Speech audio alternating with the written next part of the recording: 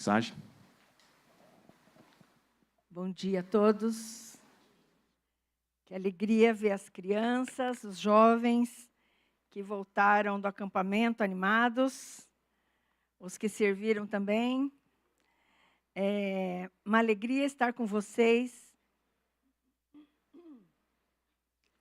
nesse, para mim, primeiro culto que estou falando com vocês, né, já que falei com alguns nesse ano, né?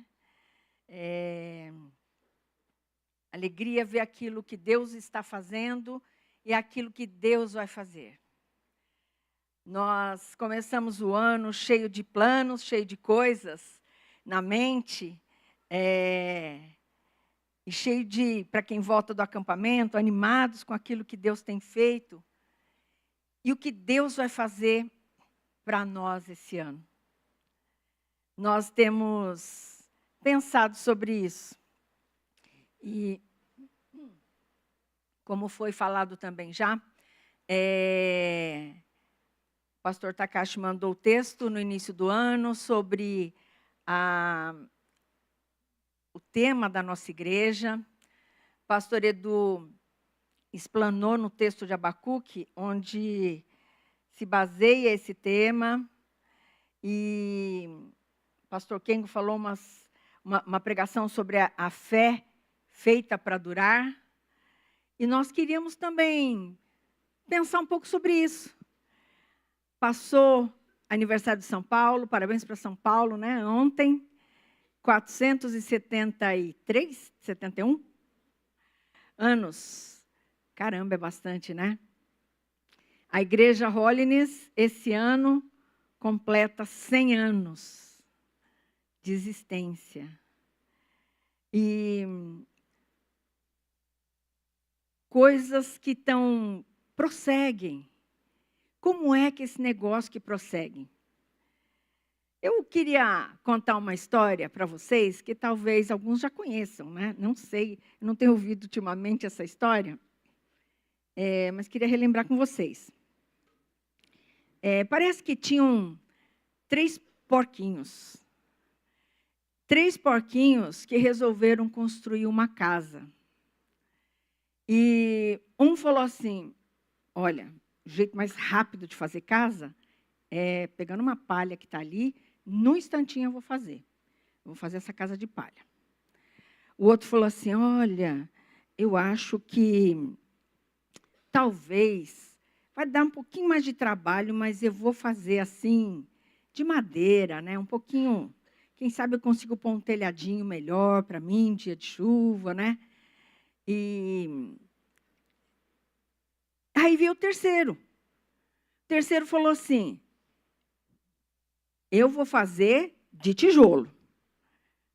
Que isso vai demorar para caramba, você vai gastar muito dinheiro. Tem que fazer uma boa fundação. Mas você vai gastar enterrar dinheiro onde ninguém nem está vendo. E você vai gastar um tempão fazendo essa casa de tijolo. Mas eu acho que assim vai ficar melhor. Vai me proteger melhor. E eles fizeram. Veio um grande lobo, disse a história, a fábula, né? E soprou nas casas. A que era de palha, caiu. Num instantinho. E o lobo pegou o porquinho. E a que era de madeira, o lobo soprou, deu uns cutucão, e ela caiu. E acho que ele comeu o porquinho. Mas naquela casa que era de tijolo, ele soprou, até ficar sem fôlego. E ela não caiu, fez nada. Aí ele bateu, cutucou, e também não aconteceu nada. Você já deve conhecer essa história. E a Bíblia até fala tem um texto na Bíblia que fala sobre os 2 tipos de casa, né? Os terrenos onde a gente construiu. Mas hoje, pode projetar para mim, por favor? Já está projetado? Eita, e esse não está funcionando, então? Tá, vamos lá ver se eu consigo. Hoje nós queremos falar sobre fé que edifica. Assim como tem ações que edificam casas e casas, também tem fé que edifica e que tipo de coisa que a gente edifica, né? A nossa igreja, como foi falado, estamos nesse ano, o tema desse ano é Fé Avivada, Igreja Edificada. E este é o texto que que se baseia o nosso tema do ano. Senhor, tenho ouvido a tua fama e me sinto alarmado. Aviva a tua obra, ó Senhor, no decorrer dos anos e no decurso dos anos, faze-a conhecida. Uma coisa que é viva, permanece e vai para frente. E o texto que eu queria falar hoje é um texto que na reunião dos pastores presbíteros foi trazido também, que é o de 1ª Epístola de Pedro, capítulo 2, versículo 5. Também vocês, como pedras que vivem, são edificados casa espiritual para serem sacerdócio santo, a fim de oferecerem sacrifícios espirituais agradáveis a Deus por meio de Jesus Cristo. A gente também está falando, aqui também está falando de casa espiritual, em algumas versões, fala templo espiritual, né?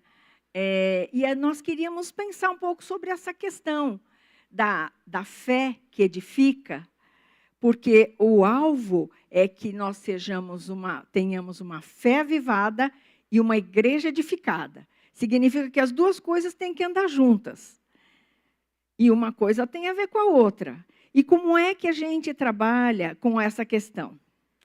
Eu sou uma fã dessa questão de vida. Não só porque sem vida a gente não vive, né? Passei uns tempos atrás, aí não muito tempo, em que eu me perguntei se eu ia continuar vivendo, né? Mas trabalhar com vida é negócio de Deus. Trazer nova vida é negócio de Deus. Tem lugar onde não tem muita vida? Negócio de Deus. Porque Jesus disse que eu sou o caminho, a verdade e a vida. Jesus é a vida. Não tem outro lugar onde você pode ter uma vida de verdade se não for em Jesus. Você pode ter uma vida, não estou falando que você não vai viver, mas uma vida de verdade que vale a pena é em Jesus. A vida é aquilo que sacia a nossa necessidade de buscar coisas e de sentido na vida. A vida é aquela coisa que nos faz acordar de manhã e falar assim, vale a pena viver, obrigada pelo ar que eu estou respirando. A gente a vida põe as coisas em movimento. A vida, tem um texto que eu gosto muito, que alguns acham meio tétrico, mas que fala sobre, lá de Ezequiel 37, que fala do vale de ossos secos. Diz que tinha um monte de ossos secos ali. Eles não valiam nada, mas aí o profeta profetizou, cresceram tendões, cresceu carne, e aí ficou gente de novo, cresceu pele e tal, ficou gente de novo, mas não tinha vida. Aí veio o Senhor e soprou e se tornou um grande exército. O diferencial que faz é vida. E a fé que edifica é uma fé que tem vida. Não tem como a gente trabalhar com isso de igreja avivada, se a gente não trabalhar com vida. Uma fé avivada, igreja edificada, tem a ver com uma fé que edifica, e a fé que edifica é uma fé que tem vida. Lá no texto de 1 Pedro, queria que você pudesse acompanhar comigo, ele diz assim, vocês também como pedras que vivem. Olha, primeira coisa, obviamente, que essa é uma linguagem simbólica, comparativa, né? A gente não está... Uma metáfora. Nós não somos pedra, mas ele está nos chamando como pedras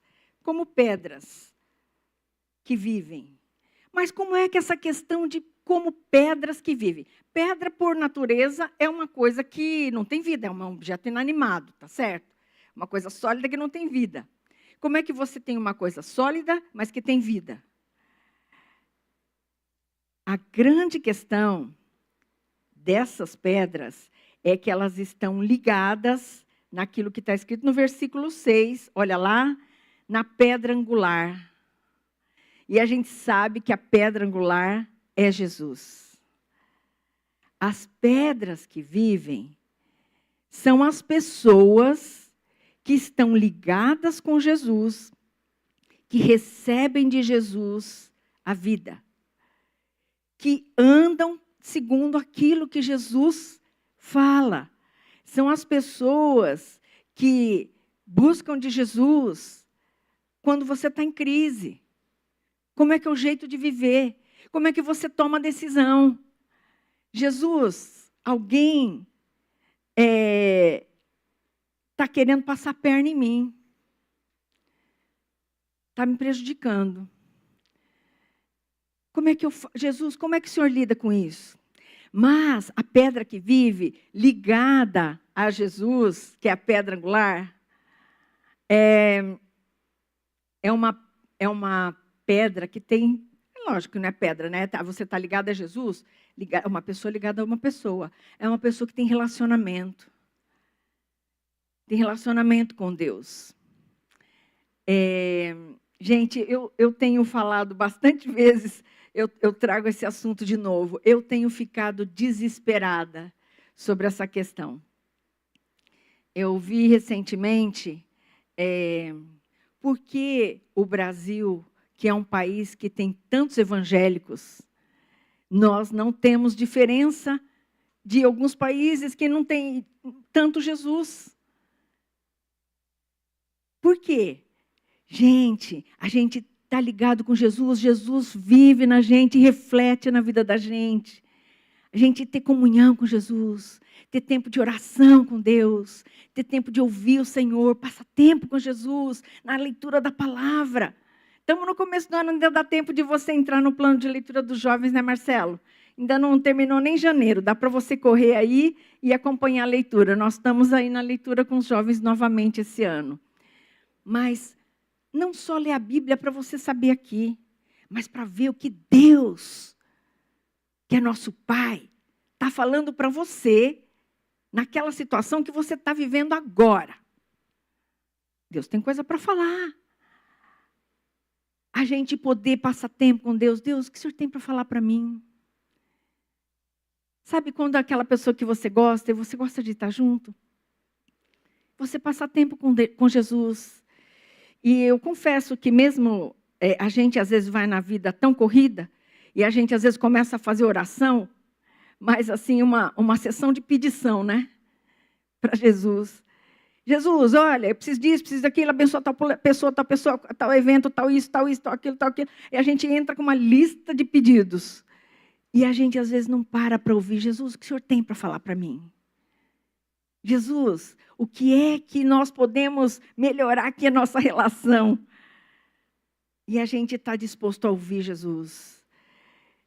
É verdade que a gente está tendo a leitura, mas às vezes, assim, mais do que a leitura, é deixar aquela palavra ruminar na sua vida. Deixar aquela palavra te pegar e você ficar a semana inteira com aquela palavra. E aí vem uma situação, você fala, caramba, a Bíblia disse isso. Como é que eu vou lidar com isso diante de Jesus? As pedras que vivem estão ligadas à pedra angular, a única pedra que pode dar vida. A fé viva e operante e a fé que edifica vem de uma fé de pedras vivas, de pedras que se relacionam com Deus vivo. E não se relacionam só para si. As pedras que vivem ali no nosso texto, que fala sobre sacerdócio santo. As pedras que vivem para serem sacerdócio santo. Não, esse negócio de sacerdócio é para os pastores, é para os missionários, é para aqueles que consagraram a sua vida a Jesus. Esse texto não fala isso, não. Todos nós somos de Jesus. Se você é de Jesus, Ele te chama a exercer um sacerdócio santo. E essas coisas têm mexido muito comigo e o Senhor tem falado muito comigo. Nós temos vivido tempos difíceis. Ser cristão é considerado assim, ser careta, ser ultrapassado, ser uma pessoa extremista, ser uma pessoa radical. Tem isso também, alguns, né? Mas é mais do que isso. Se a vida da gente não tem mais do que isso, a gente é igual a todo mundo. E nós não somos todo mundo. Nós não somos todo mundo. O Senhor nos recomenda lá em Pedro, através de Pedro, como filhos obedientes, não se deixem amoldar as paixões que vocês tinham anteriormente quando viviam na ignorância, quando viviam sem Deus. Pelo contrário, assim como é santo aquele que os chamou, sejam santos vocês também em tudo o que fizerem. Porque eu sou santo, sede santos porque eu sou santo, disse o Senhor. Gente, nós vivemos tempos em que quem quer fazer as coisas certas é bobo. E você tem que ser esperto como todo mundo, tá certo? Senão você não sobrevive aqui não. E ali fala das paixões, sabe? Eu sou assim mesmo. Eu sempre fiz assim. Mas o apóstolo fala, não, eu senti de fazer assim. O que comanda, esse é o meu jeito de ser, o que comanda tem sido as nossas ações. Não. Sabe, é mais do que isso. Por que a gente exerce sacerdócio santo? O que é ser santo? É aquela pessoa que diz, eu não tenho nada a ver com esse jeito que todo mundo faz. Eu sou de Jesus. Eu faço do jeito de Jesus. Esse é o jeito que agrada. Todo mundo faz hoje em dia, todo mundo pensa assim, se você for assim, você é um bobo, se você não der um jeitinho para aquela situação, se você não der uma manipuladinha, se você não... tem que fazer uma maldadezinha, né? Não, eu não fiz maldade, não, eu não fiz maldade, eu só fiz como que eu estou defendendo o meu. A gente é bom para se justificar. E a gente fala assim, mas isso é um instinto. Sacerdócio santo tem a ver com mãos limpas, coração puro.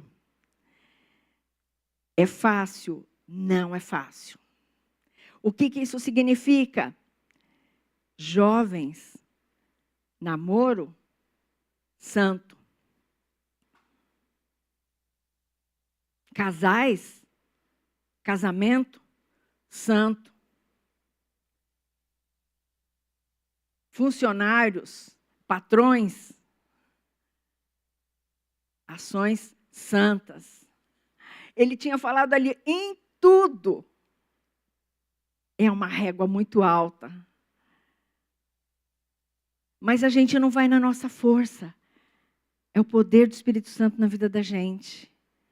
É o Senhor habitando, transbordando. Por isso que a gente lê a palavra de Deus, por isso que a gente passa tempo em oração, por isso que a gente se enche de Deus. Porque aí o que enche a nossa mente, o nosso coração é Deus. E é isso que comanda a nossa vida. E é isso que a gente faz. Sabe? Não sei vocês, mas você já imaginou aqueles programas que às vezes a gente vê, você entrar assim numa cozinha e ver os cozinheiros fazendo a comida que você vai comer, foi no banheiro, esqueceu de lavar a mão, e vem fazer a sua comidinha? Sabe? Pegou uma, sei lá, cutucou o nariz e vem fazer a sua comidinha? Não dá, né? Ou aquele que é um médico que nem lavou a mão direito e vem te atender, vem fazer cirurgia, você fala, não, né? Mas é isso, oferecer para Deus a nossa vida santa. Porque nosso Deus é santo. Não tem como relacionar com Deus, não tem como construir o povo de Deus, porque a igreja que edifica, que a gente está falando lá desse texto, esse edifício, casa espiritual, não estamos falando de prédio. Nós não estamos falando de tijolos, concreto, esquadrias, não estamos falando disso. Nós estamos falando do povo que é do Senhor. Você é de Jesus? Eu sou. Então a gente vive como povo do Senhor. E com o povo do Senhor, com mãos puras, coração limpo. Lá em Pedro mesmo, no capítulo 2, versículo 9, ele fala: vocês são geração eleita, sacerdócio real, nação santa, povo de propriedade exclusiva de Deus, a fim de proclamar as virtudes daquele que os chamou das trevas para a sua maravilhosa luz. A gente exerce aquilo para Deus, para construir o povo de Deus, para firmar o povo de Deus em santidade. Senão a Bíblia diz em outro texto, nossas obras são como palha. Mas nós queremos uma igreja edificada. A igreja da liberdade edificada numa fé avivada. Passa por um sacerdócio santo. E isso é de cada um de nós. Depende de cada um de nós. É ir contra a nossa natureza, sabia? Nossa natureza é fazer o que dá vontade no coração. É fazer... hoje eu estou afim, hoje eu não estou afim. Hoje eu faço, hoje... Deus é muito bom, né? Deus é perdoador, Ele conhece tudo. Ele é bom, Ele vai perdoar. Não é sobre o que Deus faz, mas é sobre o seu coração. O que o seu coração está disposto como a servir a Deus. E esse jeito de servir a Deus é que edifica uma casa que vale a pena. E o jeito que edifica, uma fé que edifica, uma fé avivada, cheia de vida, vem de pedras que vivem, porque estão em contato direto com a pedra angular Jesus, que exerce sacerdócio santo e que oferecem sacrifícios espirituais que agradam a Deus. Sabe, teve uma vez que uma pessoa, bastante tempo, falando assim, tem que fazer um evento aqui na igreja. E nada de ruim, a pessoa queria fazer o melhor, né, para Deus. Passou muitas noites sem dormir. Trabalhou pra caramba. Também não pediu ajuda muito, não, porque a pessoa era muito capaz. Fez uma super coisa. Depois, ficou ressentida, né? Que talvez o pessoal não deu o valor devido que a pessoa esperava, talvez, receber pelo seu sacrifício. Mas não estou falando sacrifício disso. Não é sobre isso. Porque o sacrifício espiritual que agrada a Deus é aquilo que chega ao coração de Deus. Tem que ser uma coisa... Primeiro, Deus pediu para você passar 3 noites sem dormir fazendo isso? Se Deus pediu, beleza. Então, é um sacrifício que agrada a Deus. Mas, se era porque estava na tua cabeça, será que chega lá no coração de Deus? Deus vai falar, mas eu não pedi isso. Fica de boas, né? Deus fala assim, sabe, não é o que a gente define como sacrifício. Deus, olha, eu fiz muito sacrifício por Jesus. Deus, eu ofertei muito para Jesus, que eu cheguei a passar fome. Deus pediu isso de você? Se Deus pediu, beleza. Aí é você com Deus. Mas não é você que define o que é sacrifício. Que agrada a Deus, pelo menos, né? O sacrifício espiritual que agrada a Deus é aquilo que vem do coração de Deus. Às vezes é uma coisa que não aparece, ninguém vê. São aquelas orações que você faz e às vezes ninguém nem sabe que você fez. São as ofertas que você deu e às vezes ninguém nem fica sabendo. Porque está só você e Deus. são aqueles louvores que você oferece a Deus, não só aqui na frente. É bênção quem canta aqui, é bênção. Mas às vezes a pessoa fala, pô, mas eu não estou no louvor, então eu não posso oferecer assim um louvor a Deus. Uai, canta no seu banheiro, Deus está lá também. Porque o que importa é o seu coração diante do Senhor. Quando você passa por situação, alguém te prejudicando, alguém fez mal para você, alguém falou mal de você, às vezes alguém que faz mal para o filho da gente, e a gente agradecer ao Senhor, oferecer ações de graça. Porque você é masoquista? Porque você é bobo? Não, porque Deus é soberano. Deus está no controle de todas as coisas. E esse é o jeito que agrada o coração de Deus. Às vezes, sacrifício espiritual é você humanamente sofrer prejuízo para manifestar a bondade de Deus. De alguém que fez mal para você e você abençoa a pessoa. Você dá algo para a pessoa. Você está pronto para isso? Deus é o nosso patrão. E um dia a gente vai encontrar com Ele. Deus é o nosso Senhor. Eu acho que é muito triste quando a gente vai chegando. Esse ano nós temos várias avaliações pessoais, né? A gente vai fazendo 60 e algum pouquinho. A gente está chegando perto da aposentadoria. A gente fica pensando o que eu fiz para Jesus nesses anos. A gente está fazendo 100 anos como denominação. Olha, muito bom pensar assim, Jesus, o que o Senhor me vê? Que igreja eu edifiquei com a minha vida? Eu convido você a fazer parte disso. A ser uma pedra intimamente ligada, amalgamada, argamassada com a pedra angular.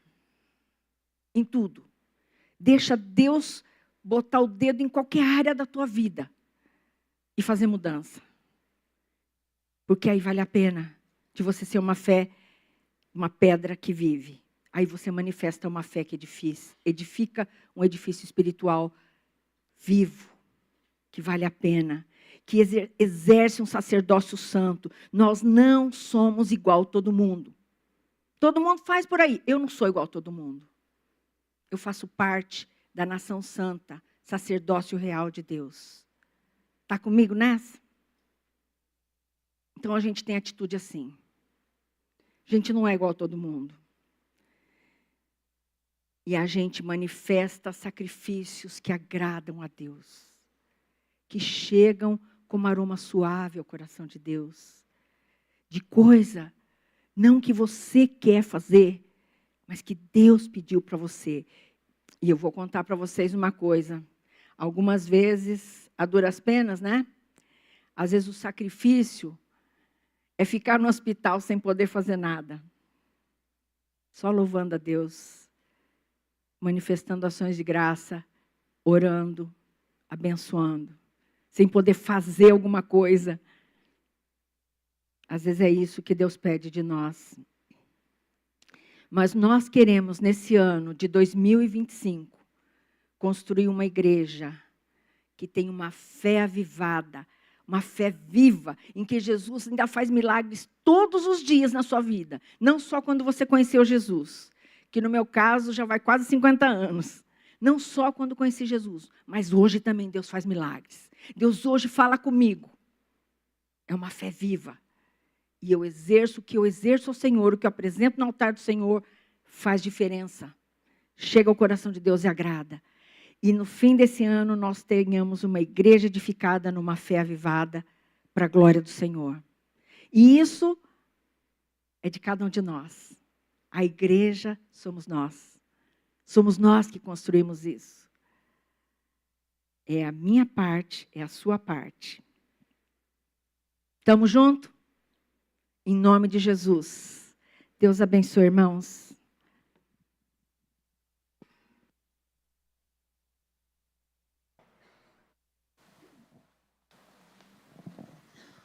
Agradecemos a mensagem.